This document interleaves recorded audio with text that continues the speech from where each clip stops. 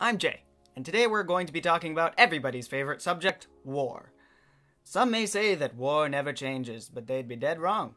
Of all the WH questions that you learned in kindergarten, you know, who, what, when, where, how, why, all of them have changed except for what when it comes to war. We change who we fight, when we fight, where we fight, how we fight, and why we fight. Those last two are going to be the most important. So over the ages, let's take a long, hard look at why we fight and how we fight, starting during the colonial era. So this is the time of empires and seizing territory. The how of this war is pretty straightforward. Two armies march at each other and shoot until someone surrenders. At this point in history, the why of fighting is simple individual greed. This guy wants more shit, and he wants his friends to have more shit, and he happens to be a king. So he sends his army to get those things from other places, like Africa and the New World. After all, there's only so much gold, lumber, and slaves to go around, am I right? So armies fought for stuff. The most emotional connection soldiers had to this was that they were doing it for their king. But all that changed when the Fire Nation attacked. Actually, we didn't really have nations back then. We had kingdoms with territory. But that's when people started having ideas. Ideas about nations. Nationalistic ideas. People started to gather under their own banners because they had more in common than they did with whatever empire was trying to rule them. This is when we start to think of ourselves as Americans or Frenchmen. But when you have a nation, that nation doesn't like being governed by someone else, which starts revolutions, which are wars, but wars of a different kind. Even though the how of fighting hasn't changed, the why definitely has.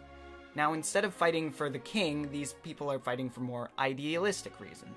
They're fighting for freedom, and for America, or France, or whatever. They fight for themselves as a people. And our people is obviously so much better than everyone else's people, right? This nationalistic war went on for a long time, and eventually led to a little event called World War I. Right before World War I, there was an empire called Austria-Hungary. They ruled over Serbia. Serbia had nationalists, like everywhere else, and those guys really hated Austria-Hungary, so they assassinated its soon-to-be leader. This sparked a war that was still basically about nationalism, but as the why stays the same, the how changes. Now we're fighting with new technology, and the old tricks aren't working anymore. If you try to march an army anywhere, they're mowed down by machine guns. So instead we developed trench warfare and the like to painstakingly take countries inch by painful inch.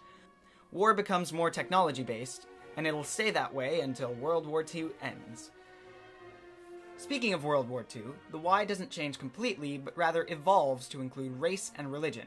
Well, actually, race has been a factor from the get-go as a part of nationalism, and religion has always motivated people to fight. After all, we drove the Native Americans out of the best parts of America because we thought God had predestined for it. Now we see those aspects of nationalism in center stage, with Hitler and the Germans preaching anti-Semitism everywhere they went, and America imprisoning Japanese Americans because they look too much like our enemies. Not to mention religious cults of personality around individuals like Stalin that motivated people to fight for him. But as World War II comes to a close, we see another change in the how and why. Now we fight for our economic ideals, capitalism versus communism, except we don't actually fight. The how of the Cold War is we make unmanned missiles to red scare the other side into submission. We keep making bigger and better missiles until the other side backs down, which it won't. Eventually, we worked it out by using our words, and globalism started to take place. Countries began to depend on each other, leading to hesitation to go to war over silly nationalistic ideals. The world is also getting a lot less racist. Yay us. But there's still a thread we forgot to tie up.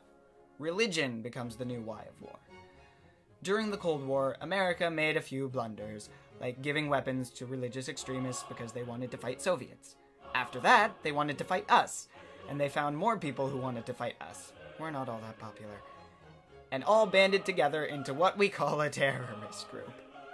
They aren't a country, are decentralized, and are hard to target with missiles, trenches, or marching troops across a field, meaning the how has to change again. In what's known as fourth-generation warfare, we specifically train our soldiers to hunt down and take out small terrorist cells, which is painstaking and annoying, and that's where we are today. War has changed, but it also hasn't. We fight differently, and we fight for different reasons, but we always just fight each other.